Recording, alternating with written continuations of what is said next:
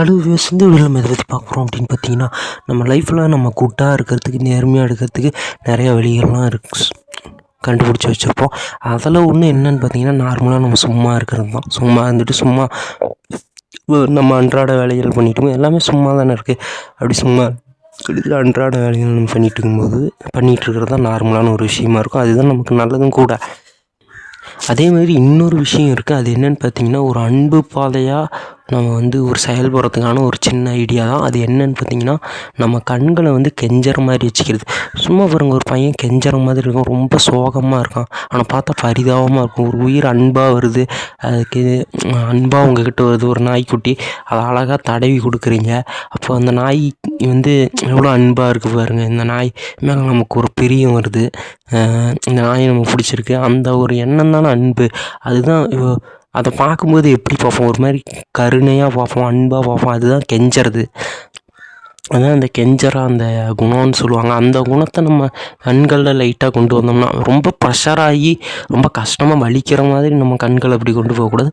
லைட்டாக அப்படி கொண்டு வந்தோம் அப்படின்னா, நம்ம உடம்பு அந்த கருணை அந்த அன்பு, அந்த கருணை இருக்கிற அந்த லைட்டான அந்த உணர்வுகளை நம்ம கொண்டு வந்தோம் அப்படின்னா என்ன ஆகுன்னு பார்த்தீங்கன்னா, நம்ம யோசிக்கிறது, நம்மளோட சிந்தனை செயலுமே அன்பு பாதையாக, கருணை பாதையாக. இப்போ ஒருத்தன் அழகாக சோகமாக உட்காந்துட்டு இருக்கான் பாருங்க, அவன் ஏதோ தான் செஞ்ச தப்பை உணர்ந்து கஷ்டப்பட்டு தானே உட்காந்துட்ருக்கான். அந்த உணர்வு தான் அந்த கருணை உணர்வு. அந்த இதை அந்த கெஞ்சல்ங்கிற அந்த குணத்தை நம்ம கண்களை கொண்டு வந்தோம் அப்படின்னா நல்லாயிருக்கும். நிறைய பேருக்கு பைத்தியங்கள்லாம் பிடிக்குது, அன்கண்ட்ரோலபுளாக இருப்பாங்க. ஸோ அப்போ அந்த கெஞ்சற மாதிரி லைட்டாக நம்ம கண்ணை அப்படி வச்சுக்கிட்டோம் அப்படின்னா நம்ம கொஞ்சம் கண்ட்ரோலாக இருக்கலாம். அது ஒரு நல்ல ஒரு இது. நம்ம பெருசாக அந்த குணத்தில் கொண்டு வந்துட்டோம்னா நம்ம மூளை பெருசாக பார்த்திங்கன்னா அந்த குணத்தை மீறி பெருசாக எதுவும் யோசிக்காது. அந்த அன்பு, அந்த கெஞ்சற குணம், அந்த கருணை குணம், கருணைன்னு சொல்லுவாங்க, அந்த அன்புன்னு சொல்லுவாங்க.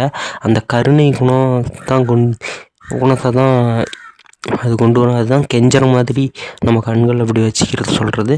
ஸோ அந்த மாதிரி நிறைய கார்ட்டூன்ஸ் கேரக்டர்ஸில் பார்த்திங்கன்னா இந்த மாதிரி கெஞ்சற மாதிரி தான் கண்களை வச்சு கொண்டு வராங்க.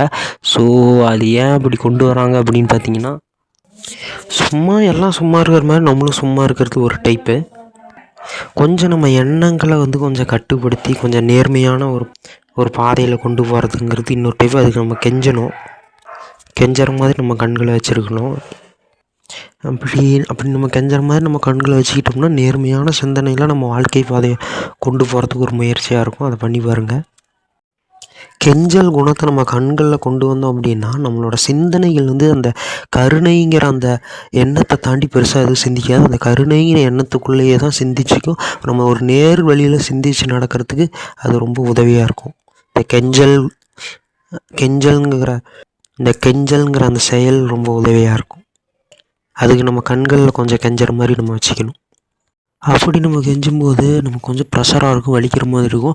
அப்படி இருந்தால் அந்த கெஞ்சலை நிறுத்திடுங்க. அப்படி ப்ரெஷராகவும் ரொம்ப வலிக்கிற மாதிரியும் கெஞ்சாதீங்க, லைட்டாக கெஞ்சிங்க.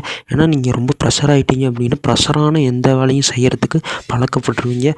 ரொம்ப கஷ்டமான வேலைகள், ப்ரெஷரான வேலைகள், வலிக்கிற மாதிரியான வேலைகள், இந்த மாதிரியான வேலைகள்லாம் செய்ய பழக்கப்படுறீங்க. அது பார்த்திங்கன்னா உங்களை கெட்ட செயலை செய்ய வைக்கிறதுக்கு ஒரு தூண்டுதலாக மாதிரி கெட்ட பாதையில் நீங்கள் போகிறதுக்கு வாய்ப்பாக இருக்கும்.